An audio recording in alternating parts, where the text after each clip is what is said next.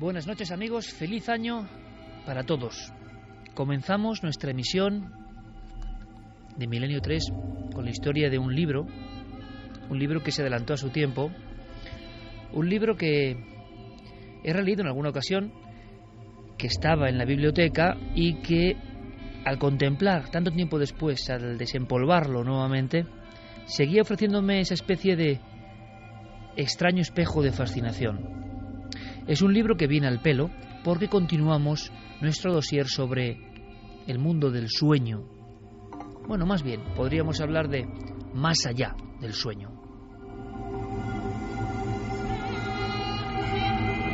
Hace 7 días hablábamos con profundidad e intentando dar más datos de los habituales sobre el universo de las pesadillas, ni más ni menos. Pero el título de este libro del catedrático de anatomía y neurobiología de la Universidad de Navarra, ya fallecido, Luis María Gonzalo, siempre me impresionó. Cuentan que es una pieza cumbre en la investigación pionera del enigma del sueño en nuestro país. El sueño y sus trastornos. Y en la portada, de tinte azulado, una porción tan solo de las alimañas de la noche, de los búhos, de los murciélagos, en el fondo de los terrores de nuestro propio yo, del inconsciente y el subconsciente que se revelan, y una mujer que duerme plácidamente. El sueño y sus trastornos. Una vez más, al coger un libro, al abrirlo, al repasarlo, al revisar los renglones subrayados hace años, uno se da cuenta de que su autor sin duda tuvo que ser alguien muy especial. Es bonito hacer este programa y que de repente una persona del mundo académico-científico renazca, sea conocido por todos vosotros porque tuvo una labor importante, vanguardista, avanzada a su época. ¿Os imagináis, años 50, un investigador español que pasa de la anatomía a la investigación del cerebro, que pasa de Navarra a Suiza y Alemania para conectar con los principales investigadores que se preguntaban, hace bien poco, algo importante? Algo que viene en la contraportada de este viejo libro que tiene 40 años. ¿Qué es el sueño?, decía el doctor. Y aquí una pregunta todavía sin responder. Es un acto ya de humildad y de poco ego ante el enigma profundo de quiénes somos. ¿Qué es el sueño? Repito, he aquí una pregunta todavía sin responder. Un científico que llevaba décadas estudiándolo se daba cuenta de que había un enorme abismo para comprender qué pasa cada noche cuando nos acostamos. Pero si hablamos de pesadillas, vamos a hablar esta noche de lo que le interesó al doctor Luis María Gonzalo durante prácticamente la mitad de su existencia. Este hombre se jubiló hace prácticamente 15 años, pero seguía activo, seguía publicando en revistas científicas, hizo más de 150 trabajos internacionales sobre el enigma del sueño. Por desgracia, como casi siempre, es menos conocido en España que en el resto de las universidades también pioneras sobre el asunto de cómo funciona nuestro cerebro y sus agujeros negros también. Se jubiló y algunos le decían cómo este hombre sigue con este derroche de vitalidad, y él dijo una frase que me parece interesante y que podríamos firmarla muchos, ¿verdad? Oiga usted, es que el estudio y la curiosidad es un estado de ánimo permanente. Ya me preguntaréis, ¿a qué conclusión llegó este hombre? Bueno, pues dejó muchos misterios.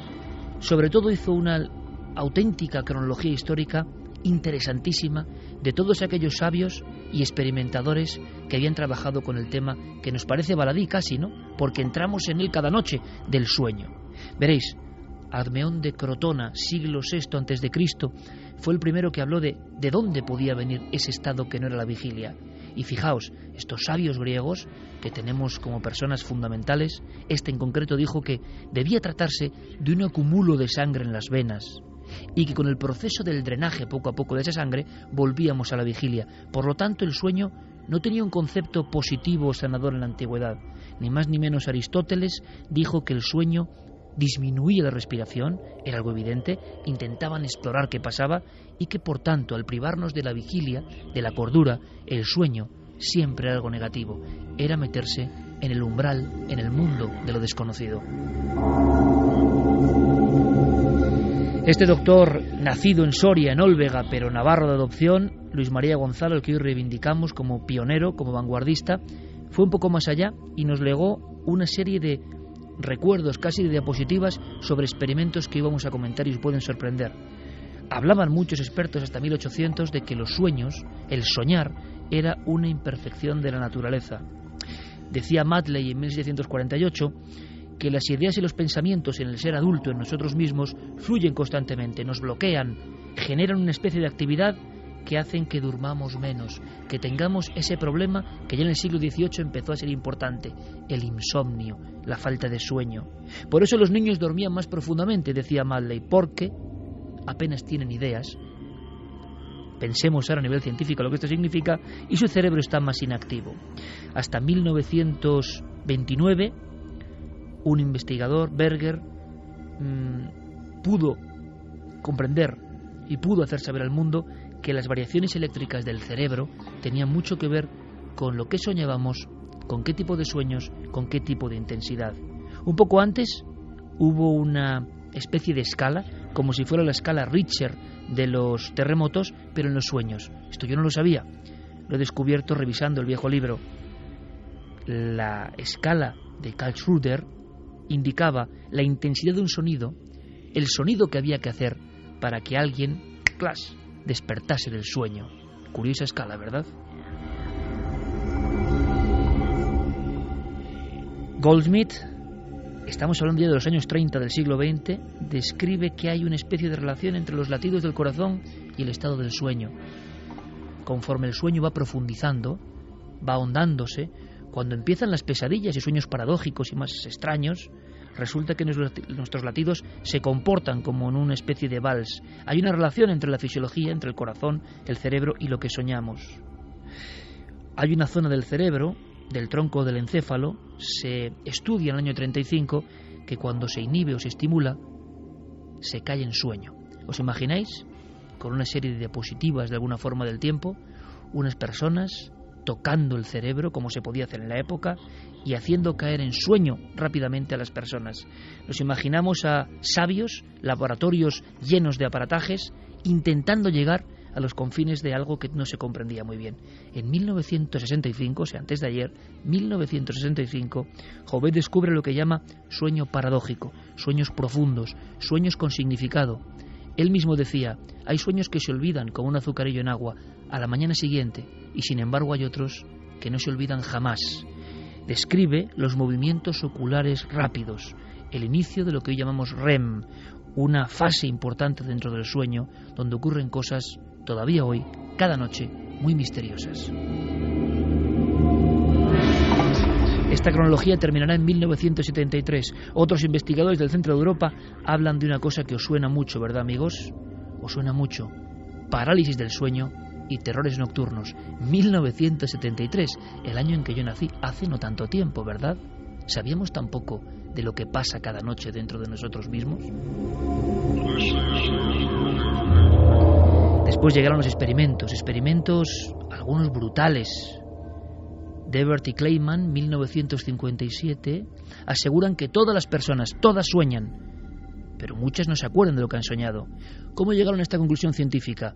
Examinando a 90 personas y haciéndolas despertar profundamente, para que recordasen de inmediato, y se dieron cuenta que en ese primer impulso muchas personas tenían nitidísimo el sueño. Las sensaciones, lo que hablábamos la semana pasada, el dolor, la angustia, el amor, la excitación, estaban ahí. Si dejaban pasar unas cuantas horas más, ese sueño, como por arte de magia, se había olvidado. La pregunta que se hacía este doctor de la Universidad de Navarra y tantos otros es ¿qué ocurre en esas horas del sueño? ¿Durante cuánto tiempo soñamos? Y también, ¿qué ocurre cuando no soñamos? ¿Qué ocurre con los trastornos del sueño? ¿Qué ocurre cuando no podemos dormir? ¿Qué ocurre cuando el insomnio incluso nos puede llegar a afectar, a provocar alucinaciones visuales, a llevar a una psicosis, a morir? Experimentos con animales. En el siglo XIX, a finales, se tuvieron entre 4 y 6 días un grupo de cachorros, imaginaos la imagen, sin dormir. Cuando llegaban al sueño, con una varita el científico los tocaba y los despertaba. Duraron 6 días. Todos fallecían por hipotermia. La falta de sueño provocaba una caída tremenda en la temperatura corporal. Un dramático experimento científico realizado con pequeños cachorros. En esa misma época también se hace un estudio pormenorizado de cómo afecta la falta de sueño, que esta noche nos interesa. 3 sujetos despiertos durante 90 horas. La primera noche la pasaban tranquilamente, no les costaba no dormir, pero después, poco a poco, iban perdiendo agudeza sensorial. Algunos empezaban a ver cosas que no estaban ahí, alucinaciones visuales, alucinaciones auditivas, visión doble. Les hacían escribir llegando a las 90 horas, y según reza el documento de Patrick y Gilbert, la escritura propia se iba convirtiendo en un garabato. Después empezaba la irascibilidad, empezaba la agresividad, el intento de ataque al propio científico que llevaba el control del experimento. A las 90 horas, lo máximo que se llegó, no solo había alucinaciones y visiones de fantasmas, sino que los 3 sujetos tenían una extraña manía persecutoria. Alguien había salido de sus sueños y les estaba vigilando.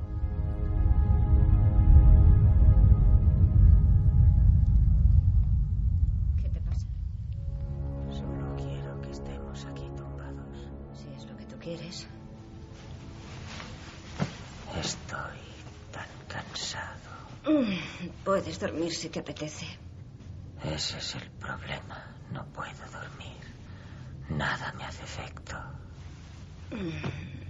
No te preocupes, cielo. Todos sufrimos de insomnio de vez en cuando. Stevie. Llevo sin dormir 1 año. Dios santo. Tranquila. Nadie ha muerto nunca de insomnio.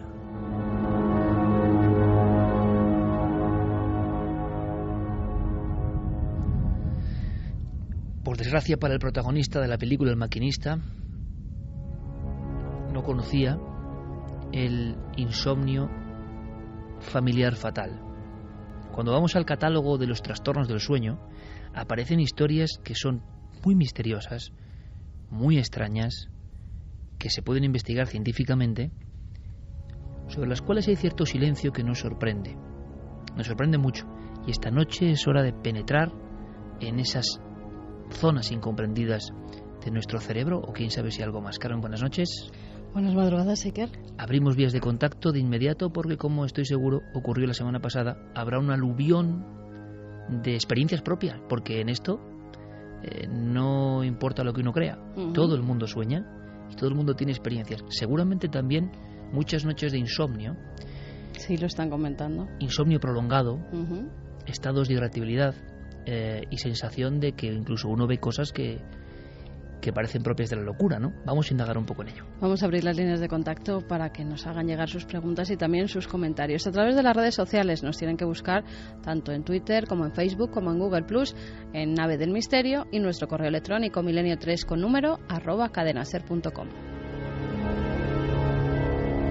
Javi Pérez Campos, compañero, feliz año a todos, por cierto. Buenas noches. Buenas noches. Te has encontrado con mucho silencio al investigar sobre el IFF. Sí, me he encontrado sorprendentemente con que no todos los médicos quieren hablar públicamente de esto. No quieren, por supuesto, facilitarnos acceso a las personas, a las víctimas, entre comillas, que están sufriendo esta afección. Sabemos que hay incluso clínicas en España donde se practican test genéticos que te dicen si puedes padecer de insomnio familiar fatal, porque ahora conoceremos más en detalle qué es esto. Pero nos hemos encontrado, Iker, con que efectivamente es un tema que parece que incomoda a algunos doctores, que no quieren que se hable de él en los medios de comunicación, que consideran que está muy estigmatizado y que para ellos no es ningún misterio, y sin embargo para nosotros, desde luego, es algo que es una auténtica pesadilla, ¿no? Ponerse en el lugar, en la piel de estas personas que día y noche permanecen con los ojos abiertos como platos. Todo el equipo con Noel Calero a los mandos técnicos. Mandamos un fuerte abrazo a nuestro compañero Fermín Agustí. Santiago Camacho, compañero, feliz año. Feliz año, Iker. Vamos a penetrar en un mundo, no sé si decir de pesadilla, pero desde luego completamente desconocido y sin embargo cotidianísimo. Lo vivimos, pero lo decíamos la semana pasada. Nos han enseñado a no prestarle excesiva atención. Nos acompaña, por tanto, como no, una gran especialista en el mundo del sueño y que sé que se está documentando al máximo, ¿no?, para una de sus futuras novelas, y como suele hacer Clara Tahoces,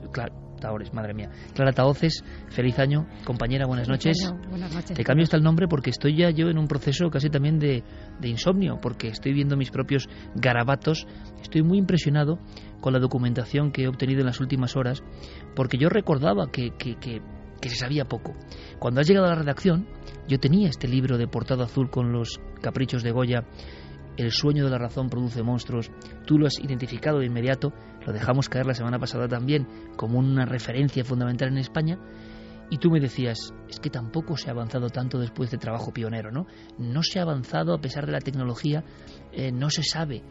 Hay como una barrera, ¿no?, un poco abismal en torno al sueño, todavía hoy. Sí, pero bueno, esto yo creo que es por algo que también hemos hablado un poco antes, ¿no?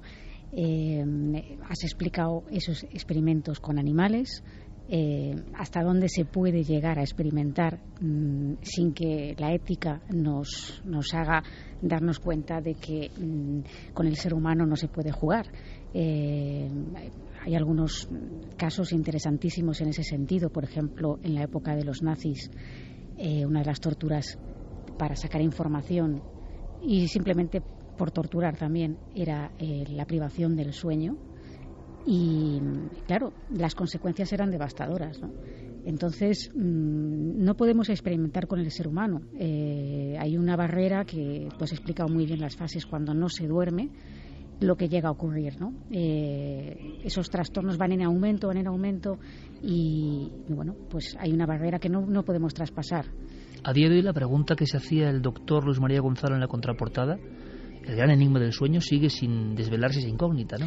Podemos escanear mejor el cerebro, ver las partes que se iluminan, ver lo que ocurre, pero no sabemos todavía muy bien por qué soñamos, qué facultad o por qué nuestro organismo hace eso, ¿no?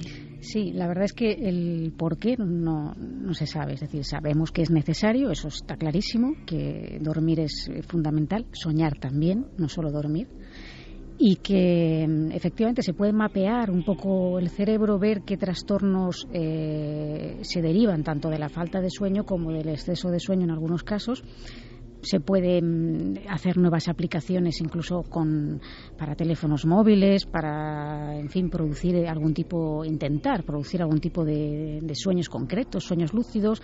Hay toda una tecnología, digamos, vinculada o asociada al sueño, pero la razón fundamental de por qué nadie la sabe. Lo que sí está claro es que todos lo necesitamos, sin excepción, y que las consecuencias de no dormir adecuadamente o no dormir durante cierto tiempo empiezan a pasar factura al organismo, y eso es una verdad impepinable. Insomnio, sonambulismo, narcolepsia. Vamos a hablar de varias patologías o trastornos del sueño que tienen una vinculación directa, y lo vais a comprobar, con el puro misterio. Pero quizá nada tan sorprendente, vamos a sorprendernos un poco todos, como esta historia que uno la argumenta como novela de terror y se lo puede creer así, pero es que es una enfermedad real, que hasta el año 86 no se diagnostica, pero que por supuesto viene afectando al hombre durante mucho tiempo. Insomnio familiar fatal. Vamos a escuchar rápidamente a dos doctores, el doctor Gaona y el célebre doctor Eduard Estivil, que nos han dado su consejo, porque esto es impresionante. Personas que no pueden dormir nunca, como El maquinista, o sea, la realidad supera siempre a la ficción. Pero claro, al no dormir nada, resulta que empiezan a haber otras cosas que pueden ser alucinaciones, efectivamente. Su temperamento varía y empiezan a ocurrir otro tipo de señales en su cuerpo que son realmente dramáticas, porque es una enfermedad priónica, luego lo contaremos, que no tiene cura, que encima la mayoría de casos tabulados están en España en un gran porcentaje. Es raro que de esto no se hable prácticamente nada. Es extraño que indague Javier Pérez Campos y se encuentre y con personas afables y buenos profesionales, pero como con un temor, ¿no? Como, hablar de esto. Bueno, insomnio familiar fatal. Escuchamos al doctor Gaona. Es un insomnio, realmente es un insomnio muy progresivo, no tiene tratamiento prácticamente al día de hoy, en el que el paciente no puede dormirse, es decir, aunque quiera hacerlo, aunque tenga sueño incluso, no puede llegar a dormirse. Y claro, esta falta de sueño produce lo que a una persona normal también le produciría. Comienza una verdadera psicosis, es decir, una disociación con la realidad, comienzan alucinaciones, etcétera, etcétera, etcétera. Más datos, doctor Estivil. Es normalmente de tipo genético y no hay solución para ella porque realmente la persona que tiene esta enfermedad neurológica no tenemos un tratamiento porque es una enfermedad degenerativa que no tenemos tratamiento para ella. Es uno de los tipos de insomnio, pero yo diría que es el menos frecuente que hay en la clasificación de las enfermedades del sueño. Morir de insomnio. Nos suena eso como una cuestión frívola casi de la ciencia ficción, pero no. Al parecer es una enfermedad genética causada por priones. Alguna vez hemos hablado de los enigmáticos priones aquí en Milenio 3. Se descubren en 1982, 4 años antes de la enfermedad. Es un acrónimo de las palabras proteína e infección. Y es que es eso, no son ni virus ni son bacterias, son partículas infecciosas que de forma natural están en nuestras células, pero que se transforman y parece que son demonios, ¿no?, de la naturaleza que solo quieren destruir. Destruyen hasta dejar el cerebro como un auténtico queso de Gruyère en muchas ocasiones. El kuru del canibalismo de algunas tribus o la enfermedad de Creutzfeldt-Jacobs o lo que sería el síndrome de las vacas locas sería un poco esto. Enfermedades de origen priónico, pero claro, se transforman en insomnio, no pueden dormir. Según el tratado que existe en torno a la Convención sobre los problemas que hay con el sueño, se manifiesta como una maldición realmente, o sea, de un día para otro. En la edad madura, entre 50 y 60 años, es un trastorno progresivo e intratable. Las pupilas se contraen, se va perdiendo el habla,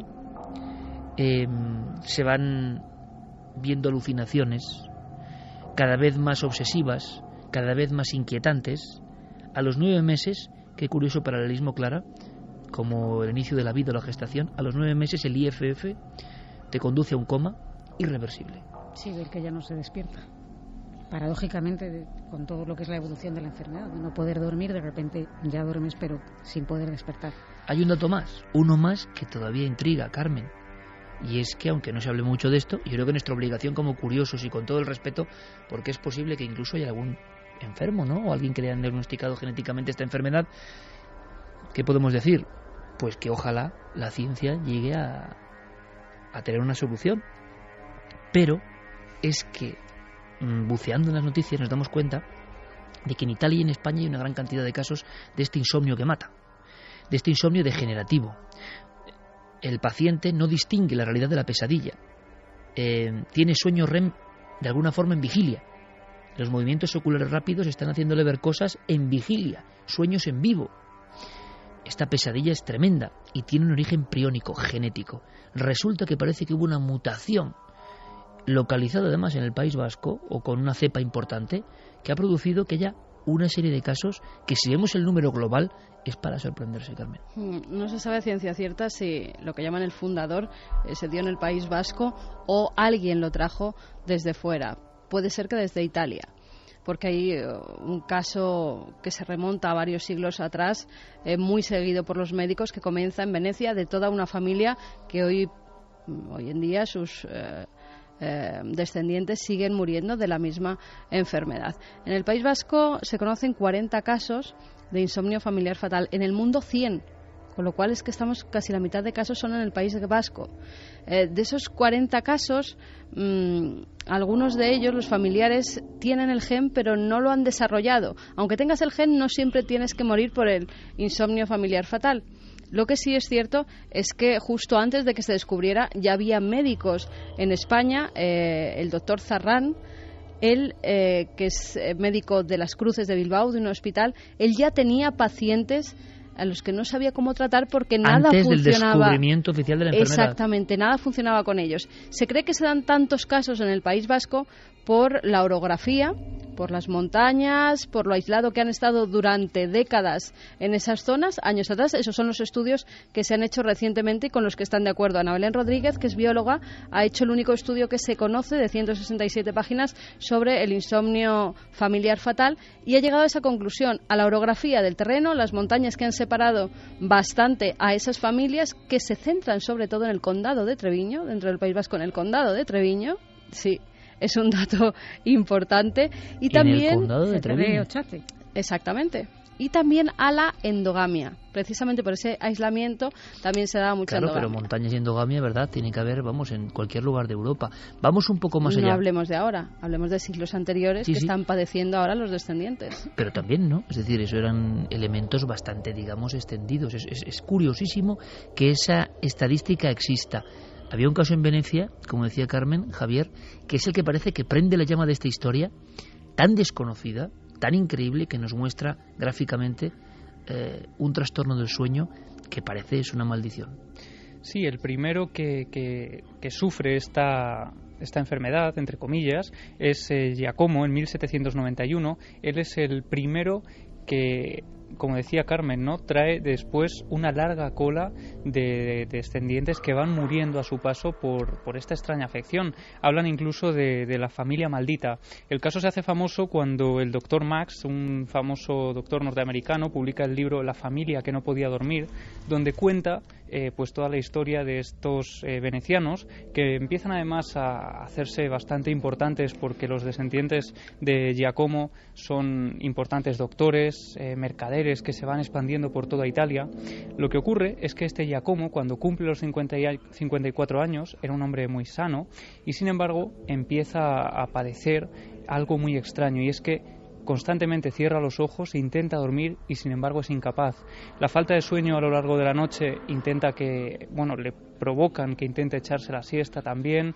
Es incapaz de dormir durante la tarde y así van pasando días, uno tras otro, hasta que Giacomo acaba perdiendo la vida en la cama entre grandes tormentos, pesadillas que se le fundían con la realidad y todo tipo de síntomas que en ese momento los médicos de la época no sabían muy bien a qué se correspondían. Y siempre se catalogaban como demencia en aquel momento, ¿no? Claro, de hecho, el doctor Max acude a esos registros de los fallecidos en esa época, de todos los descendientes de Giacomo, y aparecen términos como epilepsia y fiebre gástrica nerviosa. Más adelante en estos mismos certificados aparece este mal como el mal de Estocolmo, aparece meningitis, demencia presenil, en fin, todo tipo de terminología médica para intentar dar un nombre a algo que era absolutamente desconocido en esa época. Como una pesadilla un poco escurridiza que no tenía ni catalogación. Eso es. Italia, qué curioso, ¿eh? Y España como dos focos importantes que se hayan estudiado, porque a lo que voy... Después Alemania. Alemania también. El doctor Estivil da otra opción. Es decir, no se habla de esto, no lo habla nadie, se hablará en cenáculos ultra especializados, pero en ese condado de Treviño o en el País Vasco hay, que el condado de Treviño sería Burgos realmente, aunque dentro de la provincia de Álava, hay una serie de casos de este mal tan extraño, de esta enfermedad tan extraña, pero él cree que puede tener otros factores. En realidad, porque realmente han estudiado mucho mejor. Esto siempre nos pasa a los científicos. Cuando no conoces algo, normalmente no encuentras enfermedades de un tipo concreto. En cambio, en el País Vasco ha habido mucho interés en este campo y yo creo que hay muchos más casos en el resto del mundo, pero al no estudiarse profundamente pasan por alto y no se ha sabido diagnosticar. Yo pienso que esto es producto de los buenos centros de sueño que hay en el País Vasco. 2 de la madrugada, estáis en Milenio 3 en la cadena SER. Sabéis que siempre hay un mail, milenio3con@cadenaser.com, Facebook, Twitter, todo coordinado en la nave del misterio siempre, con Guillermo León, Diego Marañón, toda nuestra gente. Gracias, porque una vez más en el final de este año lanzamos un mensaje así espontáneo y nos habéis dado una respuesta maravillosa, ¿no? Gracias por la actividad que tenéis en las redes, hacéis este programa vivo en todo el mundo. Y hoy para aprender, en el fondo para aprender y para sobrecogernos, porque ahora tenemos un documento que impresiona, sobre todo si, un documento que recupera Javi Pérez Campos, si entendemos muy bien lo que está pasando. Yo no sé, Santiago, Clara, si hay algún otro tipo de enfermedades o de momentos en los cuales, quizá el delirium tremens, en los cuales la persona tiene unas alucinaciones que le aterrorizan, tiene falta de sueño y no las distingue de la realidad. Están ahí en la realidad, se han encarnado de alguna forma y le están absorbiendo la vida. Si esto ocurriera en épocas pasadas, lógicamente parecería un síndrome de ataque diabólico, ¿no?, según la religión, u otro tipo de cuestiones. Sí, es que muchos de estas enfermedades de las que vamos a hablar esta noche, incluyendo este insomnio familiar fatal, que sería en la pirámide la cúspide de lo más extraño, ¿no? Una persona de cada 33 millones, con lo cual es que es muy estamos extraño. Hablando de eso, enfermedades extrañas, que a lo mejor, bueno, en este caso probablemente a lo mejor ni siquiera se ha oído mencionar antes, ¿no? Seguro. A lo mejor hablamos de sonambulismo o hablamos de narcolepsia y también son más populares, pero por ejemplo la narcolepsia también está considerada enfermedad rara. Quiero decir que nadie se alarme porque esto afecta a unas porciones muy pequeñas. O sea, estamos un poco comentando estos casos como derivaciones de lo que son trastornos del sueño o la parte más oscura del sueño, ¿no? Que existe. Que existe, efectivamente. Y el tema de la privación del sueño está comprobado que provoca las alucinaciones. Claro, el problema es cuando no se duerme durante un largo y prolongado tiempo. Y esto hace que esas alucinaciones se intensifiquen y nos provoquen esa confusión entre lo que es real y lo que es soñado o lo que es imaginado o incluso la sensación de que te van a atacar, de que tu vida está en peligro, de que hay un peligro inminente que te afecta. Se hablaba de esa manía persecutoria en documentos del siglo XIX, ¿no? Sí. El sujeto tiene manía persecutoria porque las alucinaciones se han convertido, por ejemplo, en una entidad junto a su lecho y tiene miedo, cree que le están vigilando. Que ahora se pueden estudiar mejor porque hay vídeos de pacientes grabados con insomnio familiar fatal donde se ve que empiezan a tener unos espasmos musculares, que los músculos de la cara no los controlan, que hacen ademán, por ejemplo, uno de la familia italiana, de estarse peinando todo el tiempo, como hacía, porque era un gran bailarín y cuando acudía a las fiestas antes se peinaba con el peine y repite esos movimientos. Luego empiezan a no controlar ni las piernas ni los brazos, pierden el equilibrio y algunos que se los ve que tienen que ir con un médico detrás porque ya el equilibrio no lo controlan hasta que ya entran en un estado de coma ya irreversible. Sí. Yo me gustaría comentar una cosa que he vivido yo, que he visto en primera persona. Hace muchos años yo estuve colaborando en una televisión, lo que antes eran, ahora están como setas, ¿no? Que hay televisiones por todas partes, pero en ese momento no. Y había un canal que era Telemadroño. Sí, hombre, claro, mítico. Antiguo, sí. Que se hizo una especie de experimento y se utilizó, se quería hacer una especie de maratón de a ver cuánto tiempo se podía estar haciendo un programa en directo sin dormir.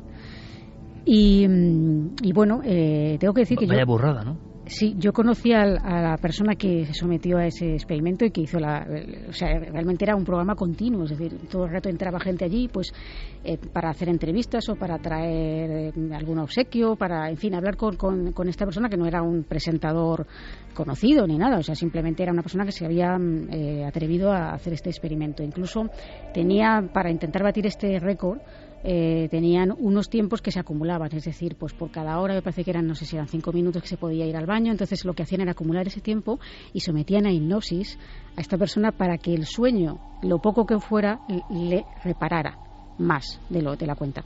Pero sí tengo que decir que no sé si fueron 3 o 4 días, me falla un poco la memoria en este sentido, pero llegado a un punto, como había pasado todo ese tiempo, este chico empezó a pensar que los productores claro, no era así, pero él pensaba que los productores de la cadena realmente estaban conspirando contra él y que todo eso era un montaje terrorífico y que, o sea, empezó a entrar una paranoia tremenda con respecto a la cadena, que eso fue lo que le hizo abandonar.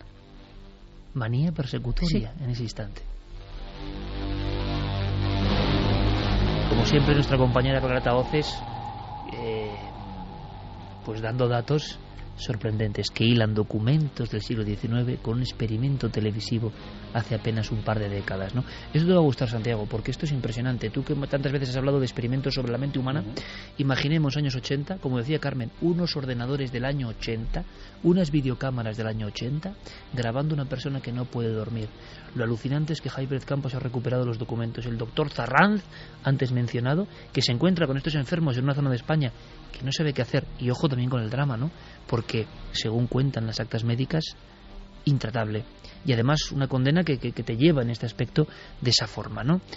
En tan corto espacio de tiempo. En el fondo, todo lo que estamos contando nos demuestra de una forma muy agresiva quizá lo poco que sabemos del sueño. Seguramente de la vigilia tampoco sabemos nada, pero lo poco que sabemos del sueño y de las fallas o agujeros negros que existen en el sistema, ¿no? Es como cuando el software que tenemos se rompe, falla por algún lado. ¿Por qué? Lo que vamos a ver es un momento, Javier, en el que el doctor Zarranz explica en un programa de muchos años cómo están siendo sometidos a vigilancia por videograbación enfermos en el País Vasco de insomnio familiar fatal. Sí, el doctor Zarranz aparece delante de unos monitores contando algunas de esas grabaciones que él conserva, donde se estudian, se analizan, se vigilan también algunos de estos pacientes y se ven las actitudes, las acciones que ellos están llevando a cabo, cómo se quedan mirando fijamente algunos puntos como si estuvieran viendo cosas que no están allí, alucinaciones que se mezclan con la realidad, y todo esto lo va comentando el doctor Zarranz y va contando también lo que ocurrió al final con alguno de estos pacientes. Este es el primer paciente, en febrero de 1985 cuando yo le vi. Y para febrero del 86 ya tuvo un deterioro muy rápido. Tiene sus movimientos automáticos que hace durante el día, y ahora durante la entrevista pues voy haciéndole preguntas sobre el nombre de personas famosas. ¿Y el endacari? Tampoco se acuerda. 795, para atrás. 795, para atrás. 597. Tiene movimientos de la cabeza como si tuviera visiones, y comenzó a dormirse y tenía esos gestos automáticos con las manos como si accionara, como si estuviera soñando. Aparte de dificultades de memoria, ya tenía un trastorno del equilibrio y anda con las piernas algo separadas, al girar se tambalea y se desequilibra con mucha facilidad. Este paciente falleció en un hospital, en un asilo, en una casa de enfermos crónicos. Me impresiona el documento, ¿no? La visión de algo que no se entiende y que está ocurriendo con seres humanos. Es absolutamente sobrecogedor, sobre todo porque a fin de cuentas todos, sobre todo pues por ejemplo los que hemos pasado por una época de estudiantes, pues hemos tenido esas temporadas en las que se hacen locuras y no se descansa lo suficiente, y ya de por sí notas una ínfima porción de esos efectos y ya son angustiosos, es decir, son angustiosos pasando 24 o 30 horas sin dormir. Curiosamente, hace apenas unas semanas se daba la noticia de que en Indonesia una chica había fallecido delante de su ordenador después de pasar 30 horas trabajando, y el último tuit que había escrito era que se encontraba perfectamente y que podía seguir trabajando más. Y cayó desplomada y fue noticia en todo el mundo.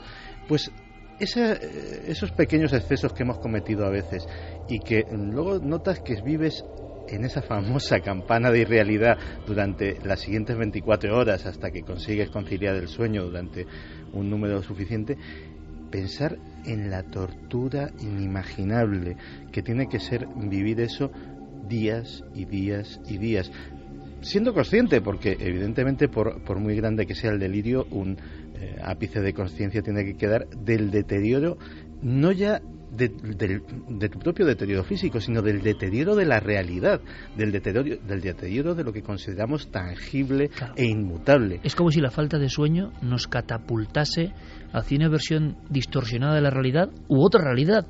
No olvidemos que los chamanes, iniciados, eremitas, personas que querían contactar con la divinidad en diferentes épocas, se ha hablado mucho de drogas, elementos psicoactivos, y eso está muy bien, pero creo que es una parte, ¿no?, de la historia. Hay una grandísima historia que tiene menos fama, que es la de la privación sensorial. La falta de sueño, la falta de alimento, como medio para empezar a ver cosas que solo se ven así. Lo sencillo es decir, bueno, es que claro, es porque no duerme ya, pero no se acaba de entender muy bien. Algo ocurre en el ser humano que empieza a ver otras cosas que no sabemos tampoco muy bien qué son y que solo se ven en esos estados absolutos de angustia para nuestro organismo. Y también, desgraciadamente, como mencionaba Clara, como elemento de tortura. No se hacía solamente en la época de la Alemania nazi.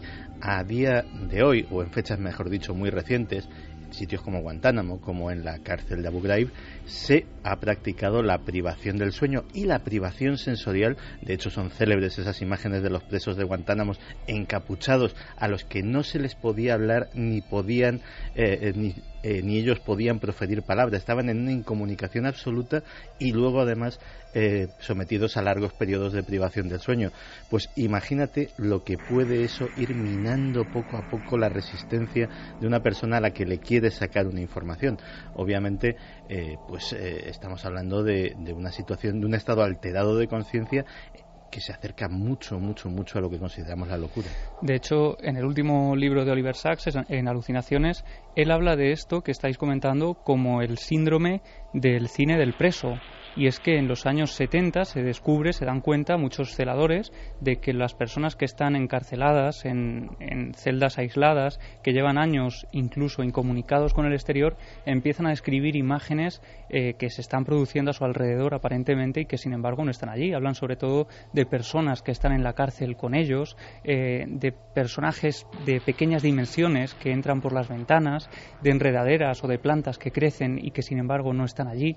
No olvidemos el caso de Isidoro Arias, sí, dando la vuelta al mundo, que en cierto momento lleva mucho tiempo de soledad, que sería otro de los elementos de alteración de lo normal, privación de sueño posiblemente, y empieza a observar en plena noche, con muy poco oleaje, mar en calma, zona solitaria. Su último mensaje es que unos seres extraños pequeños están subiendo a su barco y después desaparece para siempre, con la comida en el plato, todos los sistemas, nadie robó nada y desaparece para siempre. Es decir, la falta de sueño nos catapulta a mundos de los que conocemos poco y que lo fácil es decir que, bueno, es por falta de sueño ya, pero es que tampoco se accede a otro umbral. Hace poco leí a unos navegantes lo mismo, de estos que dan la vuelta al mundo o que hacen determinados viajes donde van ellos solos en una embarcación. Y muchas veces cuando hay un temporal no pueden dormir. Exacto. Y decían la mayoría de ellos, ¿sabes la alucinación que tienen? Lo que ven, gasolineras. Coincidían todos en que veían una especie de gasolineras y llegaban los médicos a la conclusión de que era porque las gasolineras las asociaban con reposo, con el parar, tomar algo, descansar, y que por eso los navegantes, los que iban solo en esos viajes y no dormían, tenían esa alucinación recurrente. Un tipo de espejismo, arquetipo moderno que se aparece. En la época del romanticismo fueron varios los pintores que hablaban de estar sin dormir, bien porque no podían, bien por excesos de otro tipo, bien porque habían oído que sin dormir, en mitad del dormitorio, con los ojos bien abiertos, con todo a oscuras, uno accedía a lo que está detrás de la oscuridad.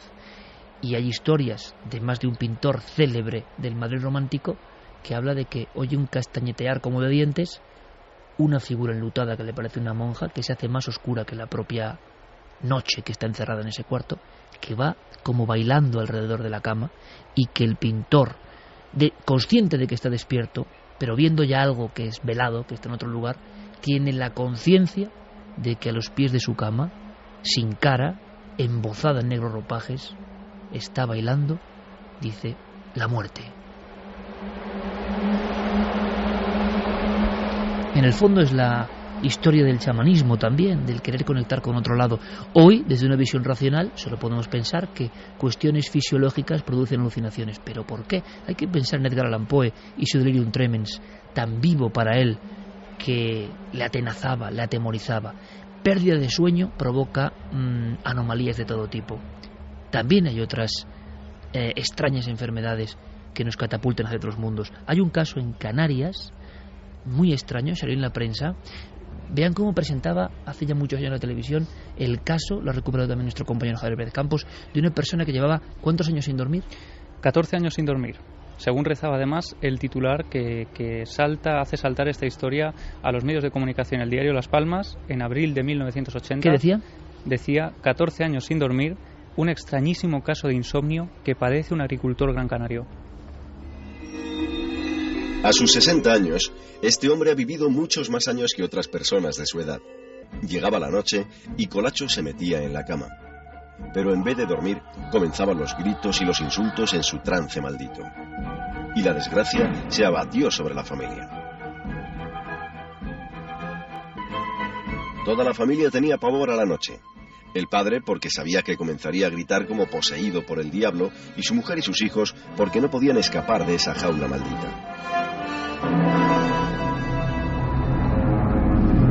Una presentación muy de impacto, muy de la época también, pero el caso motivó incluso en televisión española cierta polémica. tenemos hasta el documento de la voz de este individuo. Sí, le llegaron a bautizar como el hombre búho en las presentaciones que se hicieron de este programa. Ya era un caso más o menos famoso porque esto se aparece en televisión en el año 94, 14 años antes de que el diario Las Palmas sacara a la luz esta información. Este hombre, José de la Cruz Pulido, tenía 46 años, en esos años 80, tenía 4 hijos, era un hombre casado, decía que de joven era capaz de dormir hasta 14 horas seguidas, sin embargo empieza a padecer del estómago, acidez, hasta que tiene que someterse a una operación de úlcera. Y dice que es desde ese momento, desde el momento en que se somete a esa operación, cuando empieza a dejar de dormir. Pero lo hace de manera progresiva, no es que el sueño se le fuera de un día para otro. Va notando cómo semana tras semana va despertándose antes, acostándose más tarde, hasta que llega un momento en que es incapaz de dormir 1 hora seguida. Su desesperación es tal que llega incluso a recurrir a la ayuda de decenas de doctores, llega a tomar tenemos por aquí apuntadas hasta el número de pastillas, porque dice que llega a tomar hasta 14 pastillas al día más 2 inyecciones y que incluso, no quedando ahí la cosa, acude a un curandero que le da unas especie de sustancias metidas en unas botellas que están plagadas de insectos que él llega a ingerir porque es tal su desesperación que necesita probar todos los remedios posibles y ingiere, como digo, esas sustancias donde aparecían incluso huevos de ranas o de sapos y que llegaron a provocarle un malestar también físico, ¿no? Pero vamos a escuchar, como dice Siker, la voz de este hombre contándonos lo que ocurría cuando llegaba la noche y él se metía en el dormitorio. Cuando llegaba la hora de uno a acostarse, pues lo sentía porque sabía que uno iba a dormir y más bien lo que iba era a molestar, hablando disparates y soñando y mirando el reloj. Eso era lo que dormía yo. Casos muy esporádicos que llegaron a la prensa y sin embargo hay otros muy habituales que estoy seguro que muchos oyentes han vivido. Bueno, aquí en el equipo hay varias personas que han tenido episodios en la infancia de sonambulismo. Sonambulismo es una cosa normal, pensaremos. Bueno, cuando se empezó a investigar... El 15% de los niños. 15% de los niños. Cuando se empezó a investigar, parecía un estado del sueño muy especial, diferente. ¿Qué indicaba?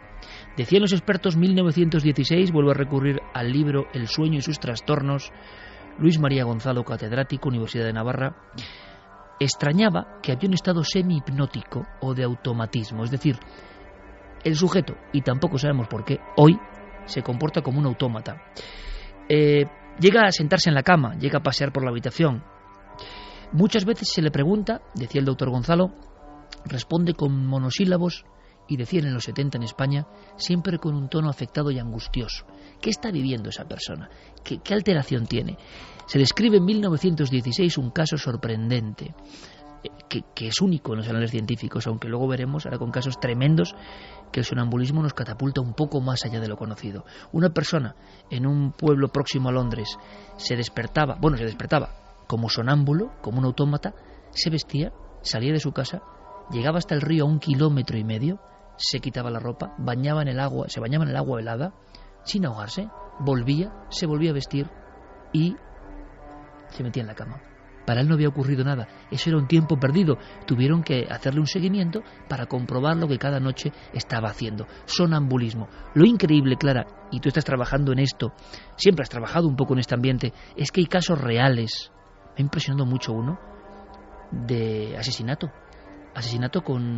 cerca de un río, además, creo, con una espada. Alguien coge una espada y mata a otra persona en estado de sonambulismo. Sí, bueno, la verdad es que no hay muchos casos, vamos a decir que... Menos mal, claro, aquí habrá gente que nos esté escuchando que sea sonámbula y diga, madre mía. No tiene nada que ver, claro. Se conozcan 86 casos. Claro.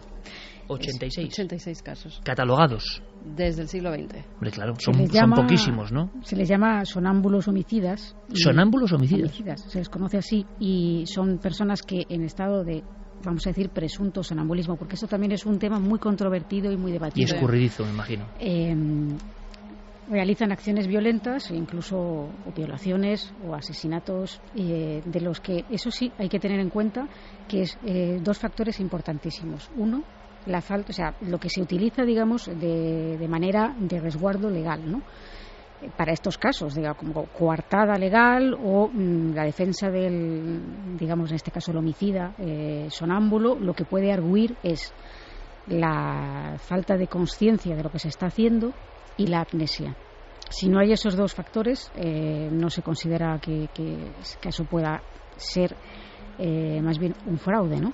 Porque a día de hoy, te pregunto, 30 años después, 35 de este libro o más, ¿se sabe algo más del sonambulismo? ¿Por qué se produce? ¿Qué es? ¿Qué estado es ese? Parece que está como en un limbo, ¿no? Como el estado hipnótico, ¿no?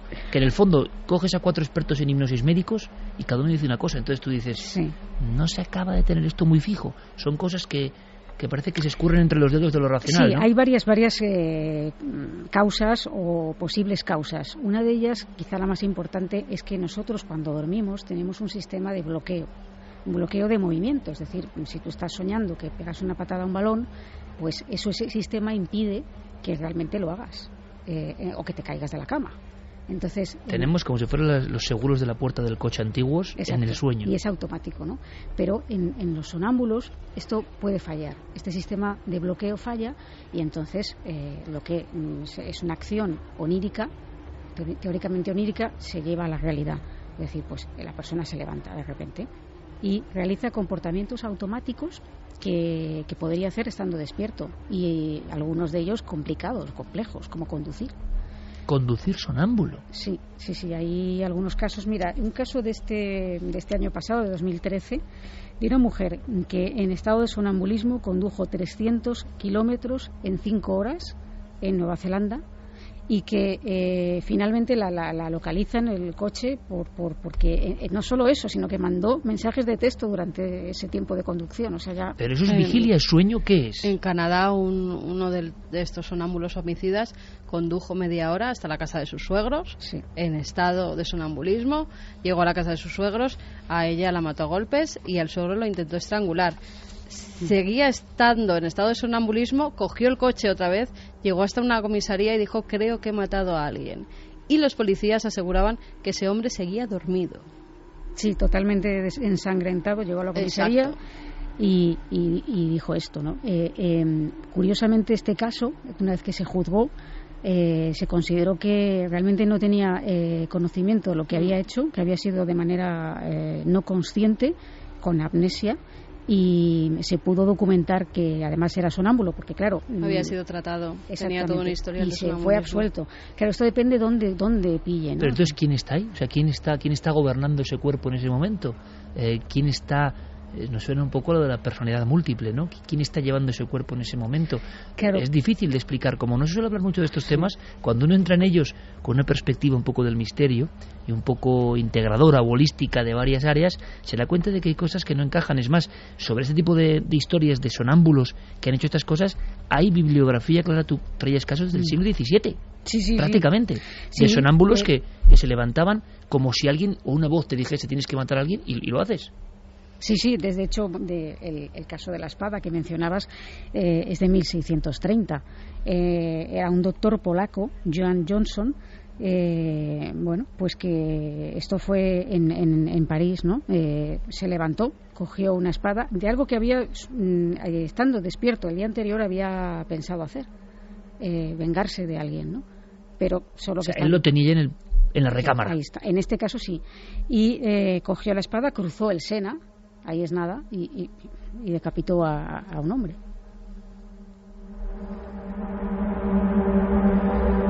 Para tranquilizar, ¿no? ¿Tú has tenido algún episodio de sonambulismo en la infancia, Clara? Sí, es como decíamos, bueno, no solo yo, también Carmen. Por eso le voy a preguntar a Carmen ahora, pero para que, lo que pasa que no vengan ya, estáis alarmando. No, oiga, que no, el equipo es lo más natural del mundo, ¿no? Remiten casi en la infancia. Cuando sí, pero que tú me entiendes que luego hay mucha gente muy sensible a, estáis hablando mal de los sonambulos. No, que no estamos globalizando, si aquí incluso hay personas que hemos tenido sonambulismo, ¿no? Son unos casos muy aislados, realmente. Y uno no se acuerda realmente de nada. No. De nada. Cuando erais niñas. Sí, ambas. No, yo no. Yo tampoco, yo no me acordaba de Incluso nada. Tengo recuerdo de amanecer en pues donde está la parte de la almohada, ahí los pies y la cabeza en el otro lado, haber deshecho la cama y meterme por ahí. Y salir a la terraza, incluso, me decías. Incluso salir a la terraza. Y al ascensor. Aunque alguna que otra vez pillaron el ascensor. En mi caso no, pero la verdad es que al documentarme para el tema, me he encontrado, por ejemplo, con que hay un par de comportamientos en los sonámbulos que últimamente se están haciendo muy comunes. Y uno tiene que ver con los trastornos alimenticios. Gente que de repente descubre estoy ganando peso. ¿Y no sabe por qué? No sé por qué, hasta que o bien una persona con la que vive o de cualquier otra forma se da cuenta que es que por las noches se levanta y saquea literalmente la nevera y luego se vuelve a acostar tan pancho. Pero eso es el subconsciente que de repente despierta una parte del cuerpo y lo gobierna, porque ¿sabéis lo que ocurre? Aceptamos sonambulismo como una cosa que nos han enseñado, sonámbulo es el señor que va con los brazos por delante y camina por tal, y bueno, muy bien, pero como que en casi todo, si penetramos en las acciones con un poco de sentido crítico y lo que ocurre, pues más misterioso yo no sé qué hay, porque ¿quién gobierna? Es como la hipnosis. ¿Quién está ahí entonces? Tú decías, Clara, que la diferencia es que la hipnosis es un trastorno, un estado inducido por alguien. Pero el sonámbulo se despierta actuando sin ser consciente. O será consciente, o gobernará su subconsciente o pulsiones más profundas. Claro, es que ahí entramos yo creo que en el gran misterio del sueño, porque a fin de cuentas cuando hablabais la semana pasada de sueños y de pesadillas, hay una cosa que realmente es absolutamente maravillosa y milagrosa si lo piensas dos veces, que es que tú mismo estás creando el mismo paisaje que desconoces, te maravilla, te sorprende, te asusta. Es decir, hay una disociación clara. Algo dentro de ti está creando esa historia de terror, de amor, de sexo, de lo que sea, y tú a la vez te sorprendes, no sabes lo que va a suceder, no sabes dónde ¿Quién estás. es el creativo de eso, no? Fíjate, según los estudios se da el sonambulismo más en hombres que en mujeres, y además tú puedes hacer cualquier tipo de trabajo que haces normalmente en vigilia. O sea, un sonámbulo se puede poner a hacer unas lentejas, a cocinar, a partir un madero. Lo que haces en vigilia lo puedes hacer sonámbulo y tú no te estás dando cuenta. Automatismo, ¿no? Automatismo total. Y amnesia total de lo que has hecho, ¿no? Normalmente el tema de los sonámbulos, lo que ha explicado Santi, para mí tiene mucha lógica en el sentido de que no tiene ninguna, vamos a decirlo así, ¿no? Pero realmente yo lo comenté la semana pasada y lo sigo comentando. Para mí el estado del sueño, ya sea sonambulismo, el estado simple del sueño profundo que tenemos todos, es otra vida distinta. Totalmente de acuerdo. Son dos personas. Lo que pasa, creo que también lo hemos comentado igual mucho. de importante una que otra. Claro. Y estamos, pienso, en estos dos programas especiales, en el fondo queriendo lanzar ese mensaje, quien quiera que lo coja, ¿no? Que es que nos cuentan cosas, pero realmente desconocemos todo de esa otra orilla que se abre cuando dormimos. Todo. Claro. Sí, lo podemos conjeturar, podemos hacer hipótesis. Lo que sabemos realmente es que es necesario dormir para funcionar bien, y también soñar. Soñar también cumple una función importante, pero no sabemos bien por qué. Narcolepsia, parálisis del sueño, terrores nocturnos. Vamos con ello ahora mismo, son otras fases. Vamos a entender un poco más qué pasa cuando el sueño no es normal. Cuando la guía normal de lo que ocurre, que ya es bastante normal y lógica, soñar plácidamente, ya lo vimos, o tener pesadillas. Cuando hay otras alteraciones, parece que también, ¿no? Trazamos líneas con otros mundos desconocidos. Pero ¿qué dirá nuestro público a las 2:30? Pues mira, Susana Pérez nos dice: en casa de mis abuelos recuerdo a mi tío sonámbulo que se levantó para terminar la reforma que estaban haciendo en la casa. Vamos a aprovechar el tiempo, por lo menos. Sí, desde luego. Sí. Además, hablando de aprovechar el tiempo, se ha sabido que ha habido varios genios. Esto es muy curioso. Cuéntanos. A raíz sobre todo de un invento que han sacado que se llama NeuroOn. Son una especie, pues lo que nos ponemos a veces para dormir, para que no nos entre luz. ¿Un antifaz? Un antifaz, pero con una maquinaria interna que te mide cómo es tu sueño. Esa maquinaria después va a una aplicación móvil y te dice cómo tienes que dormir. Es decir, tú porque duermas 8 o 10 horas no descansas. Hay veces que la gente duerme clarísimamente, ¿no? 8 o 10 horas y no ha descansado y se levanta hecho polvo. Y al revés, duermes 2, pero son de una profundidad y una regeneración que es inmediata. Exacto, es un sueño polifásico. Lo que estudia esta maquinita es tu manera en la que vas a descansar mejor. Entonces él te dice, bueno, con estos sueños que has tenido, con estos movimientos oculares, con estos movimientos musculares, yo llego a la conclusión de que necesitas dormir 3 horas ahora, estar despierto 4 horas, dormir otras 2 horas. Ese sería el sueño polifásico. Un programador y al parecer, para el sueño óptimo. Estos sueños así dormían algunos de los genios como Nikola Tesla, Leonardo da Vinci, Napoleón, por ejemplo, también se sabe que dormía en fases pequeñas, estaban 2 horas durmiendo, después se despertaban, estaban completamente activos, dormían otra horita, después seguían otra vez muy activos. Español, muchas siestas, ¿no? Muchas siestas, microsiestas, pequeñas siestecitas, son muy reales. Sí. Así que, pues, esos genios lo practicaban y, como vemos, la verdad es que hacían grandes cosas durmiendo así. Sí, pero fijaos un momentito, Santi, dime. No, es que Carmen ha introducido una cosa muy interesante. Es que resulta que dormir de un tirón es un invento relativamente reciente. Es decir, en la antigüedad, cuando dependíamos del reloj, dependíamos del sol y de la luz solar y apenas nos podíamos iluminar con candiles, pues era muy común que la gente durmiese una primera fase de 3, 4 o 5 horas, se levantase, hiciera cosas, es decir, hiciera cosas como cocinar, hiciera cosas como cenar, hiciera cosas como cualquier otra actividad y luego se volviera a acostar hasta el amanecer. Eso, por ejemplo, expresiones muy españolas y muy castizas como el primer sueño, vienen de ahí. Es decir, había un primer sueño, luego te levantabas y luego hacías otra serie de cosas y te volvías a acostar ya en el segundo sueño. Eso lo hacemos las madres. Todo es apasionante, todo es apasionante de verdad y yo quiero que aprendamos todo, sin excesiva angustia, aunque haya áreas como muy nebulosas. Seguimos con los mensajes, pero es que claro que ha variado el tiempo de sueño, claro que dormir hoy no es como dormir hace unos siglos. Es más, hay una doctora, Sonia Ancoli, que ha lanzado la voz de alarma, porque estamos conectando lo que contamos de documentos antiguos, lo que nos cuenta Clara y todos nuestros amigos, con la actualidad de ahora mismo. El peligro que está ocurriendo en el mundo civilizado occidental con la pérdida de sueño, conectado muchas veces precisamente con las nuevas tecnologías o con la no desconexión durante el sueño. Dormir conectado a aparatos que siguen emitiendo cosas, dormir cerca de fuentes electromagnéticas, dormir pensando en que el email ha llegado con otro mensaje que teníamos, que el mundo del estrés, del trabajo, cómo ha modificado el sueño y, por tanto, no solo la salud, sino un poco la percepción global, ¿no? La paz, el equilibrio, el biorritmo de la persona. Escuchemos a la doctora Ancoli porque es muy interesante. Nos hace una radiografía de los tiempos que estamos viviendo y durmiendo también. Es una gran pregunta y creo que parte de lo que está pasando se debe a que cada vez nuestras vidas están más ocupadas. Tenemos la oportunidad de estar ocupados 24 horas. Tenemos internet, los supermercados abiertos 24 horas. Siempre encontramos cosas que hacer, siempre tenemos emails. Así que la gente no tiene tiempo para dejar todo hecho durante el día. Por eso, algo hay que sacrificar cuando la gente da el máximo y eso es el sueño.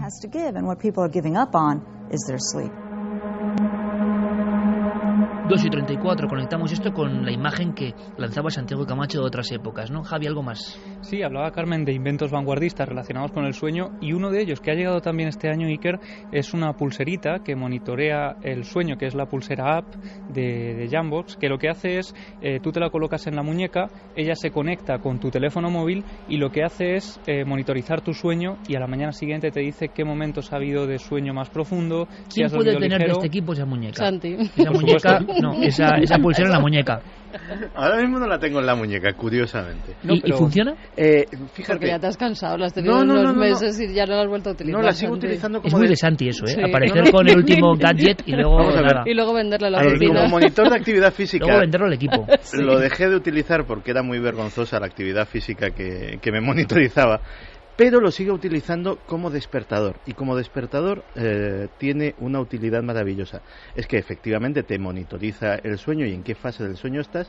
Tú le dices con un margen de 15-20 minutos a qué hora te quieres levantar.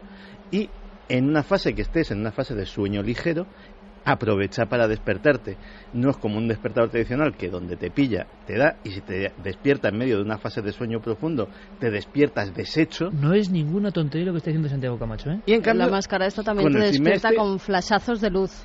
Que yo no sé si con el Silmestre te despiertas mucho más renovado, en mucha mejor condición. Que te van aumentando la luz poco a poco, para que te despiertes con la sensación de que llega la luz del día, ¿no? Pero es interesante lo que dice Santi y Clara, compañeros, y seguro que la audiencia lo está notando así, porque cuántas veces hemos dormido mucho tiempo, pero ¡pam!, nos han despertado bruscamente y notamos que estábamos en una fase en la que no teníamos que despertar.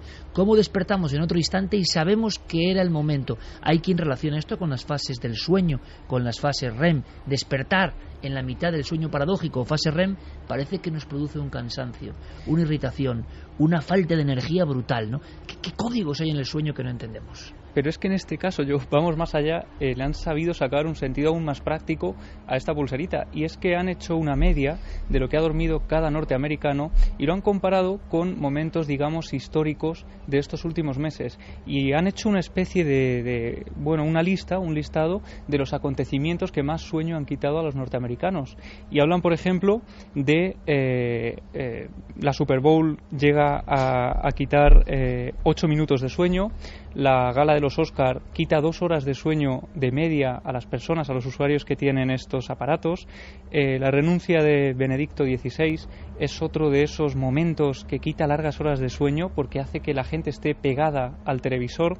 En fin, hay toda una serie de como ves aquí, imágenes, fotografías, donde se nos cuenta cuántos minutos ha quitado cada uno de estos acontecimientos. Que en el fondo es detectar, pulsar el inconsciente colectivo global, ¿no? En este caso, en torno a cosas que nos quitan el sueño. ¿Qué le quita el sueño a nuestros oyentes, Carmen? Gema Leal dice: soy de sueños polifásicos y me entero por Nave del Misterio. Yo que lo llamaba insomnio selectivo. José Van Gol, de pequeño encendí la tele sonámbulo perdido y lo dejé en un número que no había ningún canal a todo volumen. Sí, eso era muy normal. El Cuervo con dice, nieve, ¿no? Un poco poltergeist, sí, ¿no? Decías tú. Mi primo es sonámbulo y no se entera de nada, va con los ojos abiertos pero no ve a nadie. Edu, mi hermana es sonámbula, es que y yo... eso mismo nos parece normal, que hemos aprendido a que sea normal. Como decíamos la semana pasada, soñar o tener pesadillas es normal y nadie sabe lo que es. Ir con los ojos abiertos y no ver nada, es que, no sé. Y con las manos por delante por si te chocas, sí. Es que todo tiene su sentido. Pero lógicamente un ojo abierto tenía que enviar el cerebro una señal al ojo de ver, pues no, parece que no. Edu, su familia se lo debe pasar muy bien en su casa por las noches, porque su hermana es sonámbula y él por las noches habla solo, con lo cual tiene que tener una cuerda. Eso que cuenta de hablar durante la noche es una manifestación más del sonambulismo. ¿Ah, sí? Sí, ¿Qué sabemos de eso, Clara? Tú que lo sabes todo en torno al sueño. Bueno, sí, todo. Bueno, eres casi la discípula del doctor Gonzalo. Ya me gustaría. Pero sí, es una manifestación más del sonambulismo. No sé, de hecho, hay mucha más gente de la que parece que habla durante sueños o durante el sueño. Pero es lo que hablar en sueños habla todo el mundo, ¿no? Prácticamente. No todo el mundo. No todo el mundo. Lo que pasa es que quienes hablan no es que sean sonámbulos por completo, porque como todo esto hay grados, ¿no? Hay como una fase. Sí, tú puedes tener, por ejemplo, el sonambulismo muy desarrollado. Esto le he comentado, de que es curioso de que su hermana tiene sonambulismo y él habla. Para que se desarrolle el sonambulismo, digamos, de manera ya muy de adulto o de una manera muy muy fuerte, suele tener un componente genético, es decir, que los padres sean portadores del sonambulismo.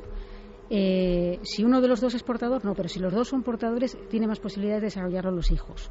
Y el hablar en sueños puede ser cosas que duran un segundo, un minuto, y pueden ser incluso conversaciones que se le pregunte y la persona conteste coherentemente, o no entendérsele nada de lo que habla, o incluso hablar en algo que parecen lenguas que solo entiende quien habla. ¿Y no te da la impresión, Clara, de que estamos en la membrana pura y dura del misterio? Es que es un poco como mediúmnico, en el fondo. Ahí voy. ¿No te das cuenta? Yo tengo esa sensación en los últimos 2 programas de que estamos tocando con los dedos cosas que queremos controlar, pero que se parecen mucho a la campana de realidad que siempre saca aquí Santiago Camacho, que se parece mucho a la visión del misterio, que se parece mucho a esa densidad extraña que ha adquirido la realidad, que se parece mucho a tantas y tantas cosas cuando lo extraño irrumpe en nuestra vida y que sin embargo lo hemos etiquetado, empaquetado dentro de es soñar, entonces no es real. Y que ahí está la gran equivocación. No es real y no es importante. Exacto. Fíjate, algunos movimientos espíritas lo relacionaban con la mediunidad. Sí, señora. Y otros incluso estudiaron cómo la luna podía afectar a los sonámbulos y si tenía que ver cuando estaba la luna llena, si había más sonambulismo. llegaron a la conclusión de que no tenía nada que ver, tanto la luna como las mareas, sabemos que van relacionadas, y llegaron a la conclusión de que no había más casos de sonambulismo cuando era luna llena, pero por algo empezaron a tirar de Pero hilo. sí, por ejemplo, con episodios de estrés se puede desencadenar, o con algún ruido fuerte, con estímulos externos que hacen que esta especie de mecanismo de alerta se dispare, ¿no? Y es curioso porque puede incluso pasar que la persona tenga la sensación de un peligro inminente. Que esto es curioso. O sea, muchas veces estamos recibiendo una serie de estímulos, los comentó antes, las redes sociales, por ejemplo. Antes, cuando no había, por ejemplo, Twitter ni Facebook, bueno, pues la gente había teléfono, a lo mejor, o te podían mandar un mensaje al teléfono, cuando tampoco había WhatsApp. Tú no recibías tantos estímulos a la hora de irte a dormir, pero tú ahora a lo mejor pues, enciendes Twitter o Facebook o lo que sea y estás recibiendo sobreinformación permanente. Sobreinformación que a veces, pues bueno, sabemos que hay trolls y gente que se dedica pues a alterar un poco la paz de los demás. Entonces tú estás leyendo a lo mejor esas interacciones o estás leyendo contenidos de lo más variopinto, y todos esos estímulos estás recibiendo justo antes de irte a dormir. Y el cerebro está trabajando sobre ello, está claro, hiperactivado. Incluso a veces pues la gente duerme con el teléfono al lado encendido y cada vez que suena un mensaje, eso se activa. Es decir, está entrando en el cerebro. Claro, para descansar profundamente y bien, lo ideal, esto es un consejo para todo aquel que tenga problemas de sueño, es desconectar teléfonos o intentar llevar los horarios lo más regulados posible. Es decir, si te acuestas casi siempre a intentar hacerlo a la misma hora a lo largo de los días, y que de esta forma se llevan los horarios lo más reglados posible, incluso suprimir las siestas en casos en los que hay insomnio profundo. Y si puede ser que no haya cables por el cabecero de la cama también. Mucho nada eléctrico. Dicen, nada eléctrico, aunque eso cada vez es más difícil. Sí. Creo en las casas que estamos rebosándolas de electricidad. Dejadme y ahora con el wifi también, claro, que está todas las ondas, es que está sin valor. Hablábamos de un tal Cole Shooter, nombre casi impronunciable, página 18 de este libro inquietante, ¿no? Este hombre fue el que inventó una escala de hasta qué punto había que hacer ¡pum! O había que hacer algo así para despertarse del sueño. Acabas de despertar a todos los... Claro, sí, porque habían caído en letargo escuchándome. Entonces, sí. ¿Qué ocurre? Que ideó una graduación de sonidos y con ellos catalogó la profundidad del sueño. Y fijaos qué interesante. ¿Sabéis de qué época os hablo? De prácticamente el siglo XVIII. No, perdón, 1862, el siglo XIX. Pero es muy lejano en el tiempo. E hizo una curva. Cuando no había, y la tengo aquí delante, cuando no había electroencefalogramas, formas de medir el sueño. Y resulta que Cole Shooter descubrió cosas que luego la ciencia ha demostrado que es verdad. Y era como una especie de serpiente, con una gran onda, ¿la imagináis? ¿Qué significa eso? Que las primeras 3 horas del sueño eran tremendamente profundas. Aparecían sueños paradójicos, esos sueños que no se suelen olvidar, esos sueños que cuentan una historia vertebrada, esos sueños donde de repente una ciudad es la ciudad pero ha cambiado algo, donde hay personajes, en fin, ese mundo extraño. Y que luego, después de las 3 horas, había una especie de colas o de ondas, de variaciones, más intenso, menos intenso. Eso luego, 100 años después, se ratificó. Las 3 horas primeras del sueño parece que nos llevan directamente a ese abismo. Un abismo como el de la narcolepsia. Clara está trabajando, y ya sabéis, la conocéis muy bien, que es metódica, obsesiva en el buen sentido, como todo este equipo, de buscar cosas, de enamorarse del conocimiento. Y resulta que la narcolepsia sí que hemos ido viendo en televisión, yo no sé si de forma adecuada o no, episodios, ¿no?, de gente que repentinamente ¡pam! Pero yo quiero aprender qué es la narcolepsia y hasta qué punto es misteriosa también, claro.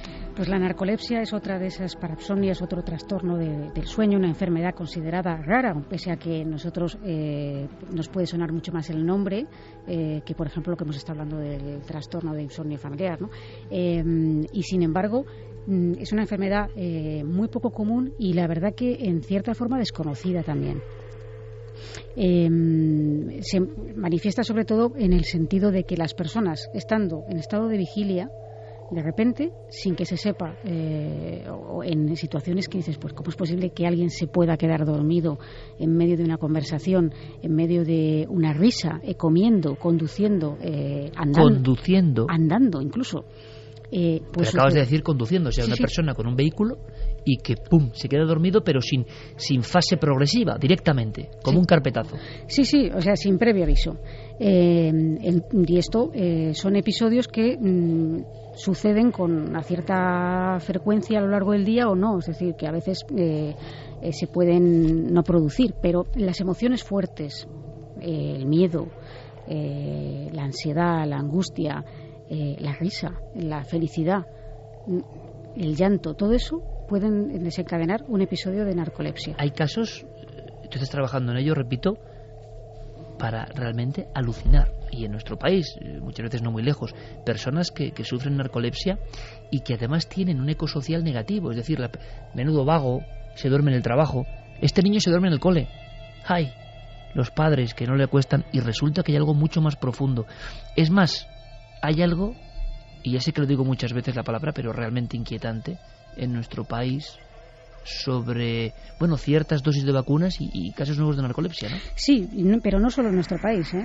Desgraciadamente en otros lugares, la famosa gripe A, que se nos alarmó tanto, ¿no? Que era muy peligrosa, que te podías morir casi, que era terrible y que era conveniente vacunar a niños y ancianos y personas que tuvieran propensión a trastornos respiratorios, etcétera, pues unos años después se ha visto que, en fin, pues de esto podría hablar mucho más Santiago Camacho, ¿no? El tema de las conspiraciones, de que quizá esa pandemia tan importante y tan peligrosa no lo era tanto. Los efectos que se han visto en algunos casos después es que se han relacionado casos sobre todo en niños principalmente, que han sido vacunados de la gripe A, que han desarrollado la famosa narcolepsia. Dices, bueno, ¿por qué? Pues no se sabe exactamente por qué, pero, no se sabe, ¿no? pero hay casos y hay documentación sobre este tema que indican que ha tenido que ver esa vacuna, ¿no?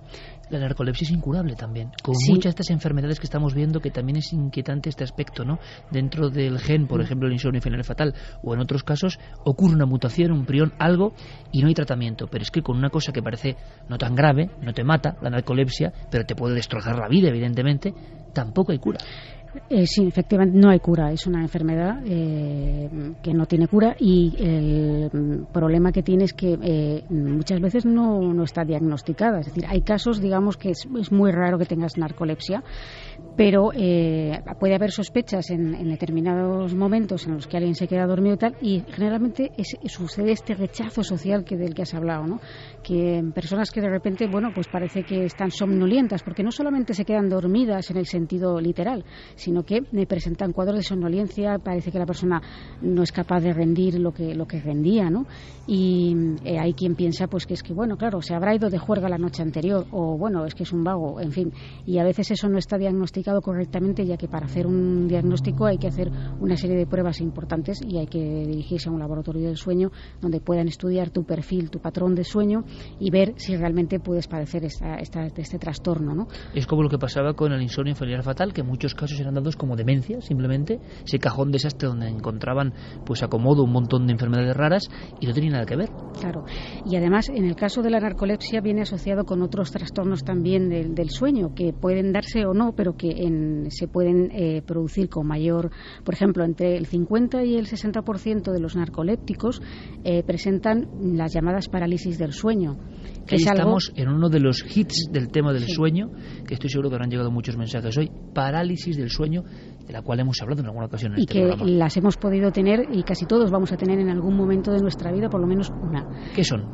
Son situaciones en las que la persona, vamos a decir que está entre el momento en el que se despierta y el momento en el que o bien se queda dormido o bien se está despertando. Es decir, la persona está, vamos a decir, despierta, pero no puede moverse. No puede, los músculos no le responden, y se pueden producir situaciones de muchísima angustia y mucha ansiedad y de miedo, ¿no?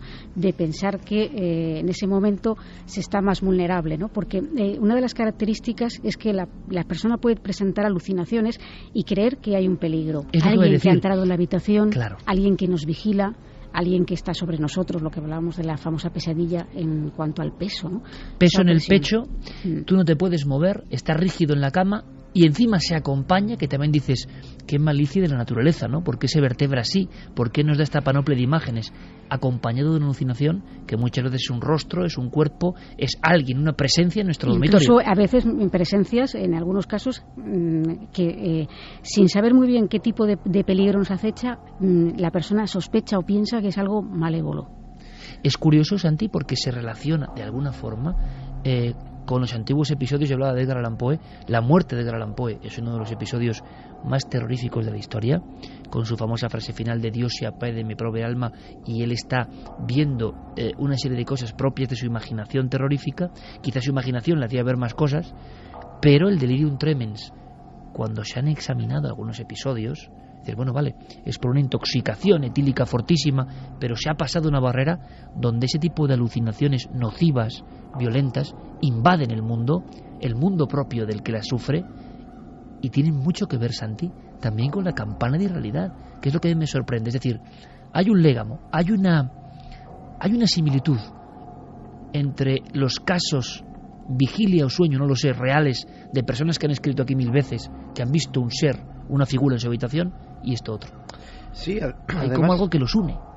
Curiosamente hay un factor que a mí siempre me ha llamado mucho la atención, que es como determinados episodios, has mencionado por ejemplo el delirium tremens, tienen alucinaciones muy concretas asociadas a ellos. El caso del delirium tremens y los insectos, por ejemplo, es célebre. ¿Por qué siempre insectos?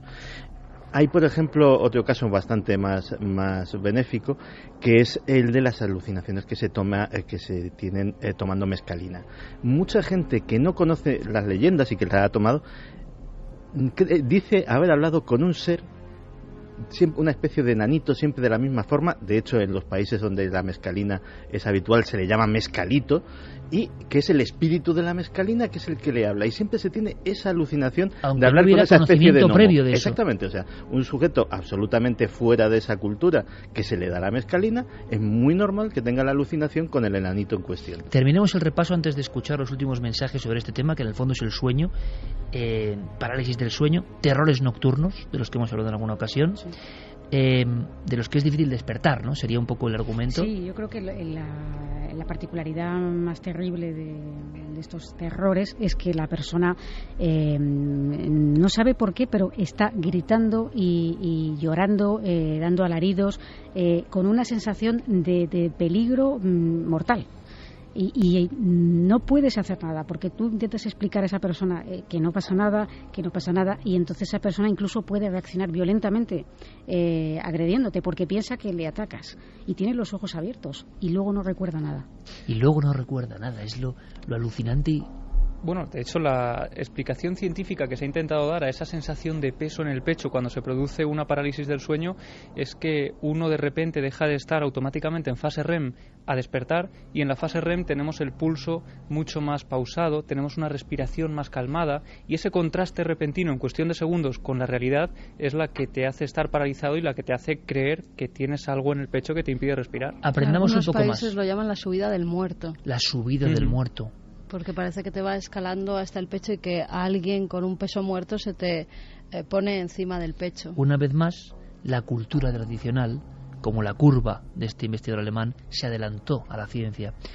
¿Queréis sorprenderos más todavía? ¿Más? Fijaos qué nombre tan bonito, entre comillas, para un síndrome terrorífico. ¿Sabes cuál es, no? Sí, evidentemente, sí. Síndrome de Ondina. O maldición de Ondina, que también se la sabe el nombre. ¿La maldición de Ondina qué es? Pues es un estado en el que, bueno, antes hemos comentado que cuando hablábamos del tema del sonambulismo, ¿no?, que hay un mecanismo que es de bloqueo para evitar que si tú pegas una patada en sueños, esa patada se traduzca en que la das realmente o que te levantas de la cama o que empiezas a hacer actividades. Bueno, pues igual que tenemos eso, tenemos un mecanismo que es nosotros tenemos la respiración voluntaria que estamos ejerciendo en la vigilia ahora mismo, pero cuando nos dormimos todas nuestras funciones se ralentizan y surge un mecanismo de respiración automático, ¿no?, que es lo que nos permite seguir respirando y que es un poco entronca con lo que ha explicado Javi de despertar en una fase REM y que todavía nuestro organismo está un poco tienes que volver en sí, ¿no? Sí. Entonces tiene que acoplarse todos los mandos interiores. Efectivamente. Entonces, ¿qué ocurre cuando hay un fallo, como decíamos, una tara, en un problema de repente en nuestro hardware, se produce esto que se llama la maldición de Ondina, y es que la persona literalmente deja de respirar cuando se queda dormido. O sea, vamos a ver, en el sueño, algo que es fundamental y que hacemos desde el momento de ver la luz, que es respirar, y que siempre respiramos, que es como todo, cuando se pregunta por qué nunca olvidamos de respirar, es porque la naturaleza es tan sabia que nos ha diseñado de esta forma. Pero ocurre en ciertos casos que el cerebro, que nuestro yo, se olvida de eso, se olvida de respirar, y entonces no se respira. Y dices, ¿cómo es posible que ocurra esto en una fase del sueño? Imagino que la maldición de Ondina es una de las cosas más angustiosas que le puede pasar a alguien, Clara. Pues sí, porque bueno, todos a lo mejor en algún momento podemos tener algún episodio, no todos, pero sí, mucha gente, algún episodio en lo que se produce una respiración más lenta de lo normal, o incluso se interrumpe por las apneas del sueño, que también se tratan. Pero claro, esto ya es llevado a un extremo que sin una máquina artificial que te permite respirar artificialmente, la persona moriría. Y dices, ¿cómo es posible, no? Claro, entonces puede conllevar también que la persona tenga miedo a quedarse dormida. Es algo terrible, ¿no? Y el miedo a dormir o el miedo al insomnio, hubo hasta un término alemán impronunciable, que era el miedo al insomnio. Es decir, las personas ya no solo estaban afectadas en el siglo XIX por el terrible insomnio, sino por la fase, sentados en la cama, de que sabían que esa noche iba a ser otra pesadilla. Sí. Y la degradación de su propio cuerpo, organismo y mente era tremenda por el miedo a la noche. Acababan teniendo miedo a dormir. Esto es, claro, un factor añadido de ansiedad y de angustia, pensando que si no vas a dormir, evidentemente no dormirás. Y entonces esto es importante, tranquilizar a la persona que tiene ese problema, es relajarla al máximo para que eso no se produzca, ¿no? Pero volviendo a la maldición de Ondina, esto viene, bueno, las ondinas sabemos que son las hadas que viven en supuestamente desde la mitología, ¿no? En los ríos, que son mujeres muy hermosas, mitad mujer, mitad pez, y que bueno, pues de alguna forma acechan a los humanos, ¿no? Entonces hay una leyenda de la mitología griega, y que entronca con las mitologías de muchos otros lugares, porque se encuentra también en Alemania, aquí en España tenemos también casos dentro de la mitología, que un humano secuestra a una ondina y consigue que se enamore ella de él, ¿no? Entonces él le promete el amor eterno, ¿no? Es decir, yo mientras respire beberé los vientos por ti, en fin, estas cosas que se dicen, ¿no? Y ella, perdida de amor, pues desatiende las obligaciones familiares. Cuando su madre enferma, pues deja de ir a verla, y entonces su abuela la condena a que esté siempre enamorada de este hombre, ¿no? De este joven. Y entonces él se desenamora de ella, le hace creer que sigue enamorado, pero le complica la vida de tal manera que ella lo pilla en adulterio y le dice: el momento que tú duermas, dejarás de respirar. Y él intenta por todos los medios no dormirse, pero claro, llega un momento que el cansancio le vence y entonces se duerme y deja de respirar. Pues con un cuento increíble de la pura mitología cerramos este episodio, aunque luego a la vuelta tenemos muchas más cosas y hemos dejado un montón de mensajes importantes sobre cuestiones que tienen que ver con trastornos del sueño. Viajaremos a Egipto, viajaremos a un mundo científico de hibridación, y yo creo que os vais a sorprender. Volvemos enseguida. Ahora las noticias en la SER.